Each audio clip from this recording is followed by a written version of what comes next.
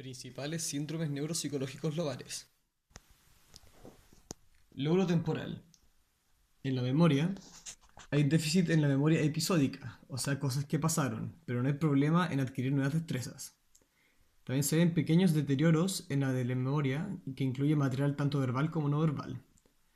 El paciente no reconoce el valor afectivo de los estímulos, lo que lo vuelve incapaz de almacenar información con carga emocional. Esto se conoce como enfermedad de Urbach-Wiese.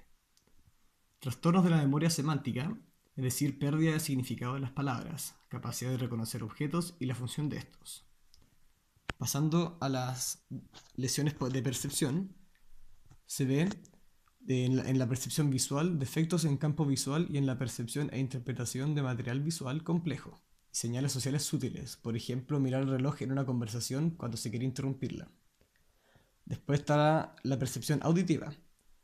Esta lesión en esta zona consiste en sordera cortical, es decir, las personas siguen siendo capaces de oír tonos puros, pero no pueden localizar ni determinar sonidos, discriminar sonidos.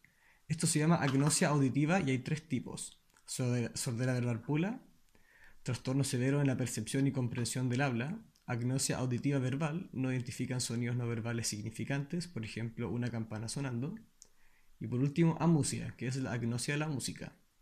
Esta consta de la incapacidad para apreciar o producir música, reconocer melodías familiares y sordera para los tonos. Por último está la percepción del olfato. Dificultad para identificar olores familiares y diferenciar olores no familiares.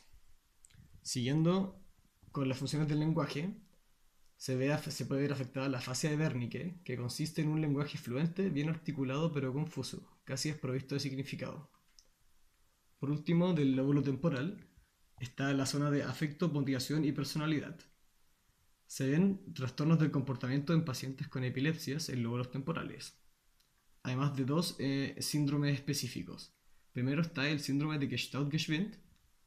Se ven que el paciente tiene preocupaciones exageradas por temas morales, filosóficos y metafísicos, con hiperreligiosidad.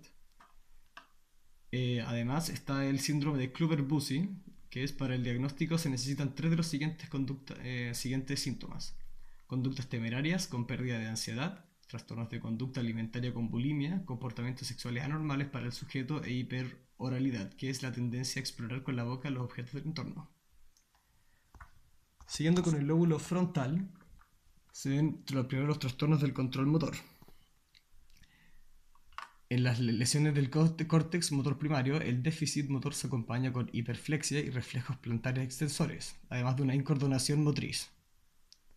En el área motriz secundaria, se causa apraxia ideomotora, que consta de una incapacidad de ejercer una acción motora en respuesta a una orden verbal. También se ven lesiones en el área motriz suplementaria izquierda, es decir, una apraxia ideomotora bilateral. Luego, lesiones bilaterales del área motriz suplementaria. Síndrome del mutismo aquinético, es decir, una ausencia casi total de todo movimiento voluntario o iniciativa motora. Por último, se ve lesiones del córtex premotor, que son trastornos de motricidad compleja e incapacidad de realizar acciones secuenciales. Además de reflejo de presión, que es cuando uno cierra la mano muy fuerte. Por último, están lesiones del área de Broca. Se produce la afasia de Broca, que se caracteriza por la casi imposibilidad para lograr una producción verbal fluida, logrando con mucho esfuerzo frases cortas. Siguiendo están los trastornos cognitivos, que son lesiones del córtex prefrontal dorsolateral. Se ven trastornos de planificación, de organización de acciones, de capacidad de resolución de problemas, perseverancias y distractibilidad, y trastornos del lenguaje. También se ven trastornos de la memoria de largo plazo y trastornos de la memoria de trabajo. Luego están las lesiones de trastornos de comportamiento. Esto se nota una inadaptación social, tendencia a violación de reglas sociales, desinhibición, impulsibilidad, conductas riesgosas e intolerancia a la frustración. Y existen dos tipos principales. Primero está el síndrome pseudodepresivo, que consta de una reducción de la actividad y de la iniciativa y de la motivación. Luego el síndrome pseudopsicopático, que consta de una desinhibición importante, falta de tacto y empatía. Siguiendo al siguiente lóbulo está el occipital. El occipital se encarga de funciones de la visión. Partiendo primero, la ceguera cortical consta de la pérdida total de la visión. Algunos pacientes no están conscientes de su déficit y confabulan sobre lo que ven. Esto se conoce como el síndrome de Anton. Luego está la visión residual o blind sight. Es casi una ceguera cortical, pero el paciente tiene capacidades visuales residuales en el campo ciego, pero no se da cuenta. Esto se conoce como síndrome de Anton, pero inverso.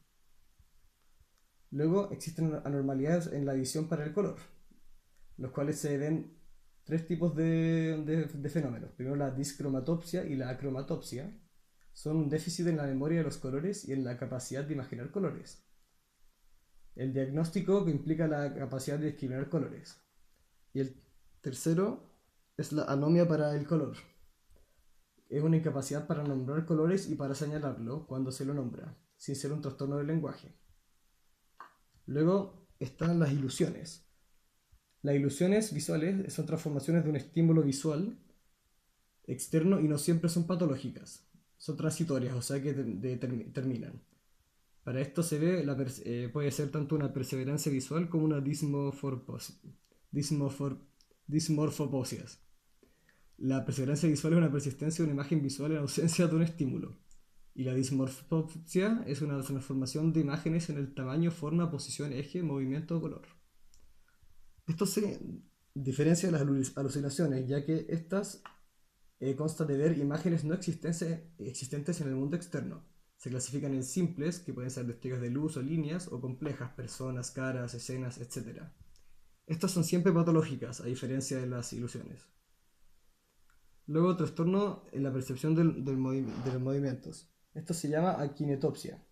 No se puede juzgar la posición exacta de los movimientos. Por último, están las agnosis visuales, que es un trastorno de identificación visual no atribuible a un problema perceptivo. Para esto hay varios elementos, o sea, varios distintos de síndromes. Primero está la agnosia visual de objetos, que es una dificultad para identificar objetos, como dice su nombre. Luego está la prosopagnosia, que es una incapacidad de reconocer caras de personas, incluso si son familiares. Luego está la alexia. La alexia sin agrafia es una incapacidad de leer incluso las palabras que acaban de escribir. No se presentan trastornos importantes del lenguaje hablado y logran deletrear palabras, o sea, pueden escribir pero no pueden leer. Y por último está la agnosia del paisaje, una dificultad para reconocer elementos del entorno o señales fundamentales para la orientación espacial. Siguiendo con el último, es el parietal.